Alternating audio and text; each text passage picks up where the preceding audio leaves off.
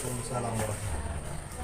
Jadi begini Bapak, sesuai dengan pesan saya tadi malam lewat WA niki, bahwa pada hari ini kita akan berdiskusi atau secara formalnya itu wawancara terkait bagaimana selama ini pengambilan keputusan terkait kasus-kasus yang di sekolah yang Bapak pimpin.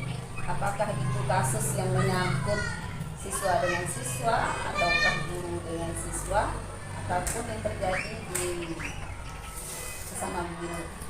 Tentunya selama Bapak jadi pimpinan di sekolah ini kan pasti menemukan kasus-kasus yang membuat kita bingung, kemudian dilema kan.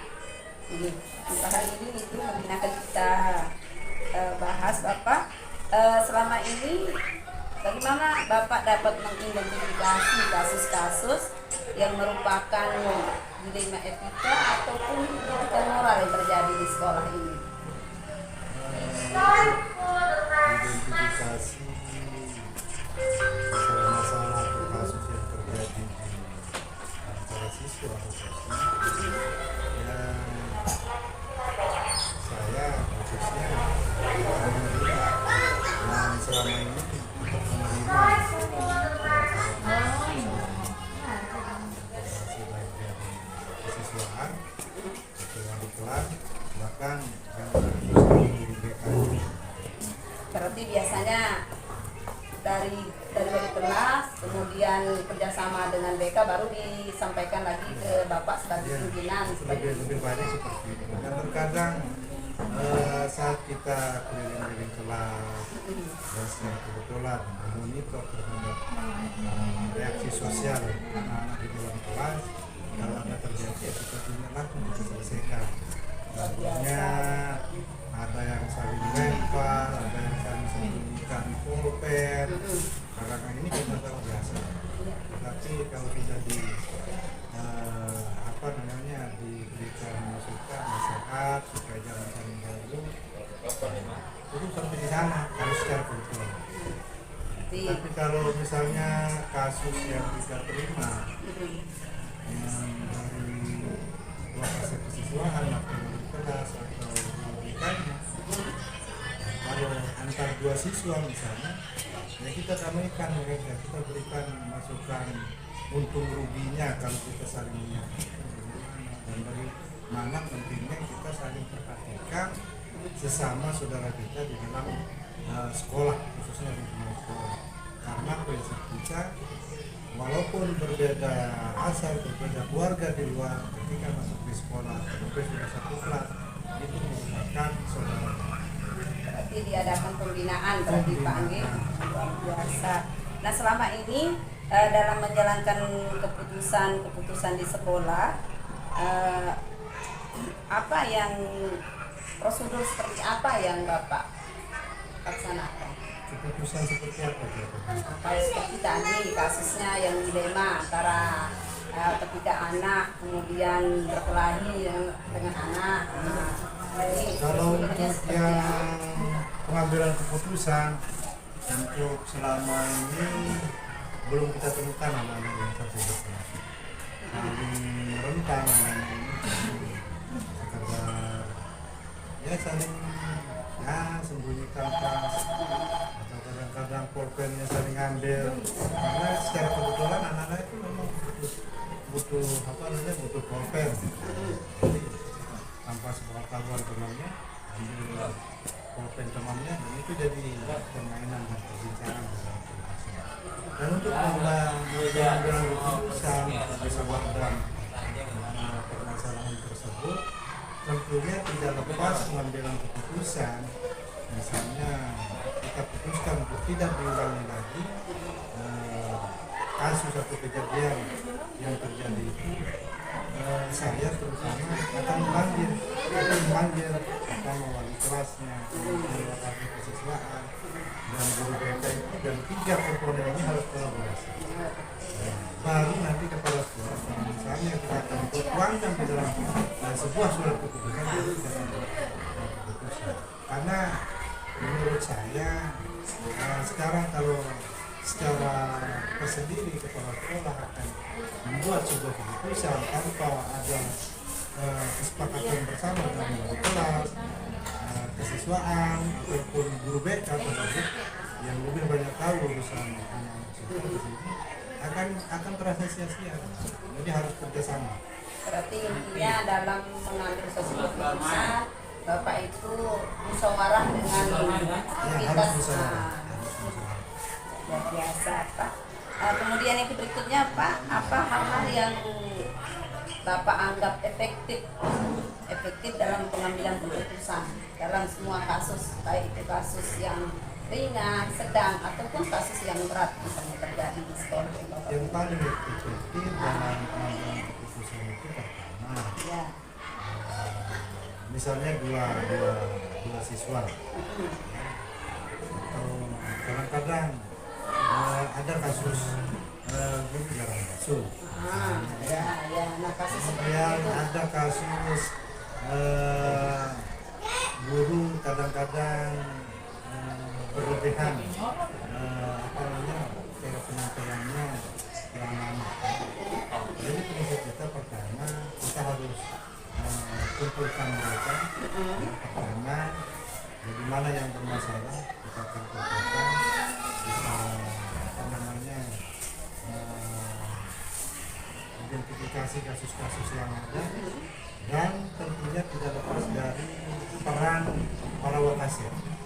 Kalau masalah siswa tidak lepas kita musyawarahkan dengan wali kelas, wakasir kesiswaan dan guru BK-nya. Kalau ada permasalahan antar guru dengan siswa, maka kita akan tampilkan wakasir yang lain, ada guru, ya, juga ada humas, nanti kita tampilkan di dalam misalnya lagi ada masalah antar guru, karena guru ini kan kita semuanya rata-rata tidak seperti anak-anak kita yang masih SMA, jadi tingkat kedewasaannya lebih tinggi. Jadi sekali kita dudukkan atau memberikan saran pendapat karena mereka tidak paham dan juga terlebih sudah menjadi seorang pendidik yang harus pendidikan terhadap anak-anak kita di sini, ya terus kita akan musyawarah secara kekeluargaan dengan mereka dan disaksikan dengan wakasir. Pada intinya seperti yang saya sampaikan tadi, ada pembinaan dari antara. Saya tertarik dengan yang disampaikan oleh Bapak Kepala tadi terkait dengan kalau terjadi kasus antara guru dengan guru. Kalau misalnya seperti itu yang efektif, kadang-kadang kan yang namanya emosional, kemudian walaupun kita dewasa yang namanya emosi kadang-kadang kan masih ada yang labil, ada yang stabil. Nah, selama ini ada tantangan atau hambatan yang Bapak temui dalam pengambilan keputusan terkait dengan kasus misalnya yang terjadi antara guru dengan guru misalnya? Pasti ada tantangannya. Tantangannya ketika kadang-kadang salah seorang guru sepertinya berkeinginan untuk dibenarkan saja di dalam sebuah kelas. Sementara kalau kita dengarkan posisi permasalahan dari lawan masalahnya, itu hampir-hampir sama kondisi masalahnya, sama-sama posisi. Jadi tidak akan ada yang akan diberikan bahwa si A lebih benar, si B lebih salah. Nah, jadi dalam kondisi ini kita mengambil keputusan bersama dengan wakasir ambil tengah. Jadi kita pendekatan secara kekeluargaan kepada kedua pihak untuk bisa saling mengerti bahwa emosional pertama tidak akan bisa menyelesaikan masalah. Jadi harus dengan kerelaan, keikhlasan dan rasa persaudaraan kita sesama itu, seperti apa yang sudah saya sampaikan tadi, khususnya kepada siswa. Mereka kalau sudah datang ke sekolah dan sekolah terlebih guru, ya begitu guru kumpul di dalam satu lembaga sekolah, maka kita adalah saudara. Ya, jadi tidak ada masalah. Saling memahami. Jadi alhamdulillah beberapa masalah yang sudah kita lalui walaupun ada tantangannya, alhamdulillah bisa kita selesaikan. biasa. Ya Bapak, apakah selama menangani kasus-kasus seperti yang Bapak sampaikan tadi, apakah langsung ditangani ataupun ada misalnya membuat jadwal-jadwal khusus untuk menangani tersebut? Tergantung kondisi. Nah, Kondisinya misalnya permasalahannya ada riskan misalnya harus cepat kita tangani masalah ini. Dan selesai di tempat. ya, jadi cepat, tepat dan tanggap lebih terhadap permasalahan itu sangat berat.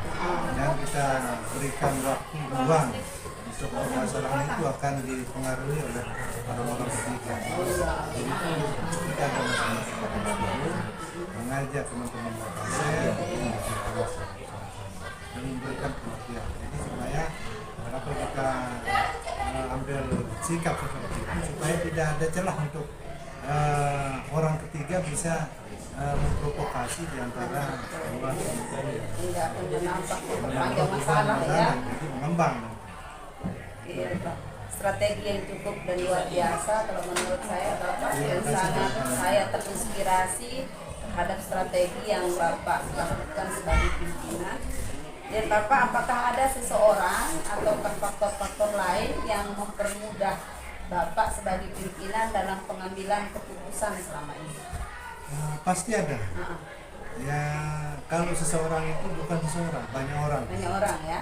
Ya, banyak orang karena di kiri kanan depan belakang kita itu ada teman-teman Wakasek yang mendampingi.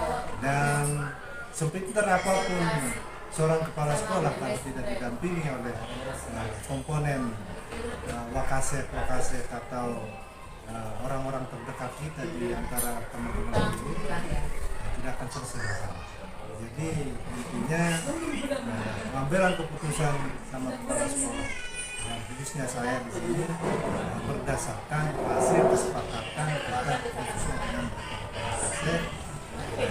Kalau masalah sarnas ya kita selesaikan sama Wakasek sarana prasarana, masalah pembelajaran, guru yang sering telat datang, kurang rajin disijam, jadi kita selesaikan sama teman-teman Wakasek kurikulum dan langsung keputusan kita selesaikan.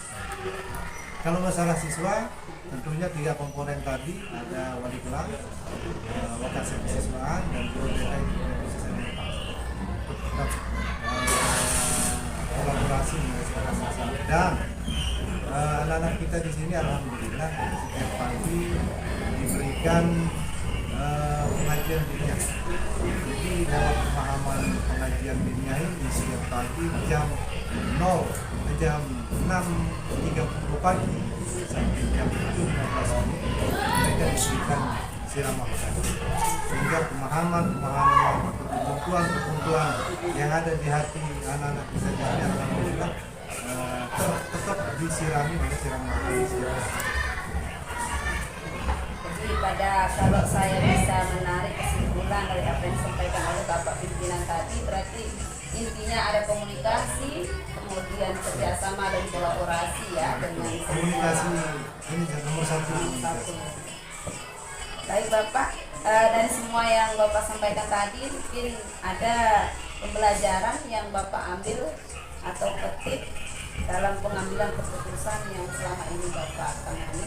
Ya, pelajaran penting di setiap pengambilan keputusan baik dari permasalahan siswa, siswa antar siswa,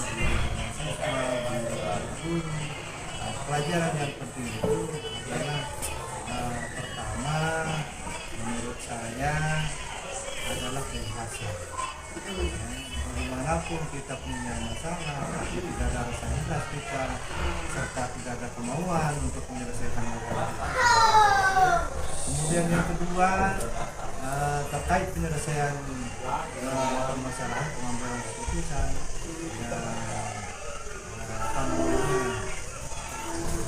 bisa mendamaikan misalnya permasalahan selama ini di sekolah, tentunya tidak lepas dari rasa dari diri masing-masing, dari diri siswa, dari guru sendiri. Dan cuma sekarang apapun yang kita akan sampaikan kepada anak kita tidak niatnya sendiri untuk sukses.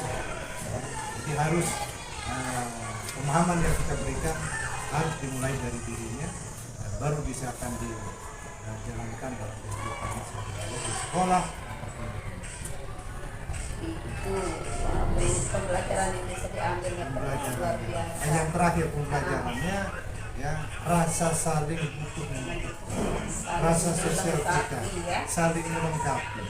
Si aturan maka menjadi kelengkapannya dan satu sama lain itu pasti saling membutuhkan. Ketika permasalahan terjadi, rasa saling membutuhkan bukan sampai di sana, tetap akan karena kita ini adalah makhluk sosial. makhluk sosial.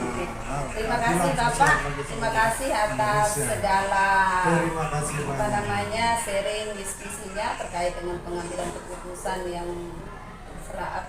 dan strategi Bapak dalam menangani kasus-kasus yang ada di sekolah ini.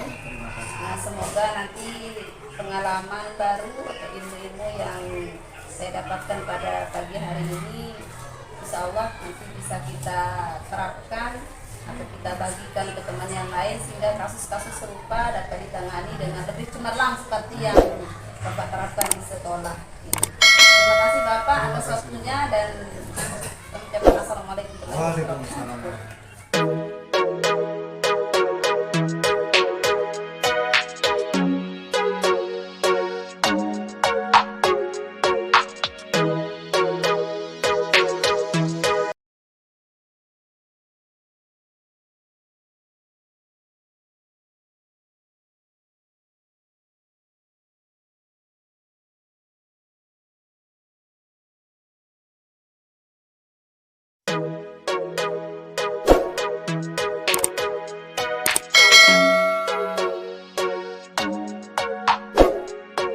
Assalamualaikum Bapak. Waalaikumsalam. Gimana kabarnya pagi hari ini? Ya, masih energik ya Pak ya? Alhamdulillah. Luar biasa Bapak ini. Bapak terkait dengan pesan saya lewat WA tadi malam itu bahwa hari ini saya ingin berdiskusi atau secara formalnya wawancara dengan Bapak sebagai pimpinan atau kepala sekolah di SMP 5 Praia Timur ini. Selama Bapak jadi pimpinan di sekolah ini pasti pernah menemukan kasus-kasus ya. Apakah itu kasus antara siswa dengan siswa, kemudian siswa dengan guru, ataukah yang terjadi antara guru dengan guru, bahkan guru dengan kepala sekolah mungkin Pak ya? Guru dengan komite? Guru dengan komite juga seperti itu. Nah, selama Bapak menjabat sebagai kepala sekolah di sini, bagaimana cara Bapak mengidentifikasi kasus-kasus yang terjadi selama ini? Jadi begini, yang namanya kasus, yang namanya hidup, pasti kita berkasus. Oh iya betul. Kalau tidak berkasus berarti kita tidak hidup. Maka kasus itu harus diselesaikan sebaik mungkin. Okay. Adapun kasus-kasus yang saya lihat yang saya temukan di sekolah ini selama 4 bulan, saya menjabat di sini sebagai kepala sekolah atau pimpinan di sini. Antara guru dengan guru, guru dengan murid, murid dengan murid. Kasus seperti itu kita tangani dengan sebaik mungkin. Supaya tidak tengahnya, apalagi sekolah kita ini sekolah kecil. Kalau kita terlalu keras, ada efek negatifnya. Iya betul. Kalau kita terlalu lunak, ada efek negatifnya. Jadi supaya ada begitu. Kalau terlalu lunak kita akan ditunggangi. Kalau terlalu keras kita akan ditinggali. Maka jalan tengahnya adalah dengan menurun rembuk memanggil memecahkan masalah tersebut. Dengan musyawarah berarti Musyawarah Pak, ya? untuk menyelesaikan satu masalah dibicarakan saya bersama-sama. Dan saya di sini baru 4 bulan. Jadi sekolah ini saya tidak begitu tahu selengkapnya seperti apa. Cuma seperti ini. Tidak ada kasus yang lain. dari selama 4 bulan kemarin itu mungkin ada kasus satu saja mungkin Bapak yang pernah Bapak temui kemudian itu diselesaikan? Salah satunya adalah kasus degradasi disiplin atau indisipliner Nggih. rekan-rekan dewan guru. Ya tidak selalu berarti karena mereka kan masih dalam guru honor kan. Nggih. Tapi bagaimanapun guru honor itu adalah statusnya sama dengan guru yang ASN. Namanya honor, tapi statusnya tugas kewajibannya haknya pun sama dengan yang sudah ASN, itu membimbing, mengajar anak didik untuk menjadi penerus bangsa yang baik. Dalam hari ini banyak terjadi yang terlambat masuk, tidak mengisi jam. Maka kita adakan pertemuan dengan teman-teman untuk membahas kasus ini, bagaimana penyelesaian sebaik-baiknya, mendapatkan suatu keputusan bersama supaya tidak berkelanjutan dan mereka juga kalau ada nasib akan menjadi ASN juga seperti kita di sini.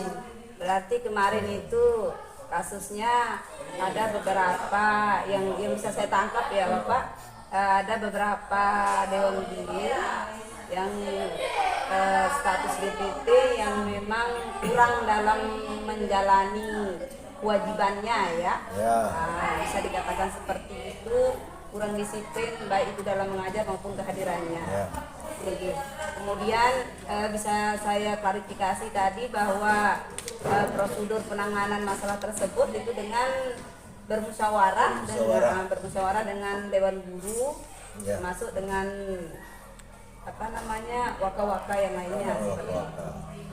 Kemudian selama penanganan kasus yang seperti yang Bapak sampaikan tadi, apakah ada hal-hal atau cara yang efektif menurut Bapak dalam pengambilan keputusan? Ya.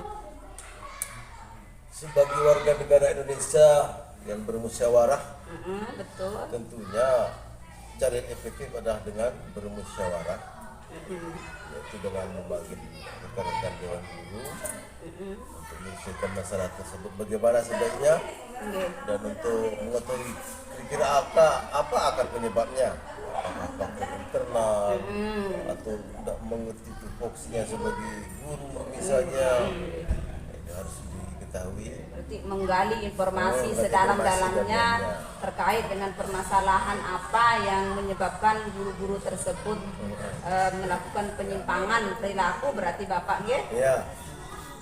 Kemudian apakah dalam penanganan kasus mungkin kasus-kasus yang lain selain yang tadi itu, apakah Bapak mempersiapkan waktu khusus ataukah menyelesaikan langsung di tempat, artinya ketika kasus berlangsung maka Bapak langsung menyelesaikan saat itu atau punya tenggat waktu tertentu? Ya namanya satu kasus kan tidak bisa langsung ditembak, kita harus mengamati bagaimana kelanjutannya. Kalau kira-kira kedepannya akan lebih kronis atau semakin menjadi jadi, maka kita persiapkan waktu khusus untuk membahas dan menyelesaikan masalah tersebut, sehingga akan tidak berkelanjutan, berkepanjangan yang mengakibatkan hal-hal yang yang serius, terutama sekolah kita ini sekolah kecil, jadi anak-anak harus dibimbing sebaik mungkin supaya mereka juga tertarik untuk bersekolah di sini. Begitu ya. Kemudian Bapak, apakah ada seseorang ataukah faktor-faktor lain yang selama ini mempermudah atau membantu Bapak dalam pengambilan keputusan ketika ada kasus-kasus? Tidak terlepas dari teman-teman semua, teman-teman guru, para kesiswaan, humas, wakakur dan lain, itu adalah sebagai mitra kerja di sini. Berarti intinya ada kolaborasi atau kerjasama dengan guru-guru yang lain. Kemudian apa namanya? Intinya ada musyawarah untuk menyelesaikan masalahnya, nggih. Berarti tidak atas apa namanya inisiatif dari kepala sekolah sendiri dalam menyelesaikan kasus-kasus. Kepala sekolah kan menerima masukan untuk ditindaklanjuti bagaimana ini supaya lebih baik. Ditindaklanjuti kalau kira-kira masalahnya bagaimana kita selesaikan secara bersama untuk ditindaklanjuti kalau ada hal-hal yang tidak enak. Luar biasa Bapak ini sebagai kepala pimpinan. Jadi apa namanya menganggap bahwa semua guru-guru itu ada andil atau peran ya. Jadi saling melengkapi dalam menyelesaikan permasalahan yang ada. Lagi satu Bapak, apakah apa pembelajaran yang bisa dipetik yang menurut Bapak dari penyelesaian atau pengambilan keputusan dari masalah-masalah tersebut? Pelajaran atau hikmah yang dapat saya ambil adalah kebersamaan. Iya, Kebersamaan seperti misalnya sapu lidi. Kalau membersihkan sampah tidak cukup satu. Oh, betul. Kalau dikumpulkan maka akan selesailah. Akan cepat selesai membersihkan lantai. Begitu juga dalam mengambil keputusan, jadi harus bersama-sama. Maka kalau ada kata orang, ya termasuk teman-teman guru di sini, misalnya kalau ada kritik yang membangun terhadap saya sebagai kepala sekolah, saya tidak mengistilahkan itu adalah sebuah kritik, tapi itu adalah koreksi. Oh betul. Kalau Saran kritik ya, itu Pak. terlalu ekstrim. Dan kalau ada koreksi dari teman-teman di sini, berarti saya sebagai kepala sekolah di sini, keberadaan saya, eksistensi saya diperhatikan. Luar biasa ya. Jadi bahan refleksi jadinya Bapak ya. Ini bukan kritik itu udah koreksi bagi saya. Luar biasa tanggapannya Bapak. Terima kasih Bapak, cukup Sama-sama. sampai di sini. Jadi semoga bagaimana pengalaman-pengalaman Bapak dalam menyelesaikan permasalahan atau kasus yang ada di sini sangat menginspirasi bagi saya pribadi, dan mungkin nanti bisa kita berbagi ke yang lain dan saya bisa menerapkan ketika menemukan kasus-kasus yang serupa yang terjadi di sini. Terima kasih atas waktunya Bapak. Assalamualaikum warahmatullahi wabarakatuh.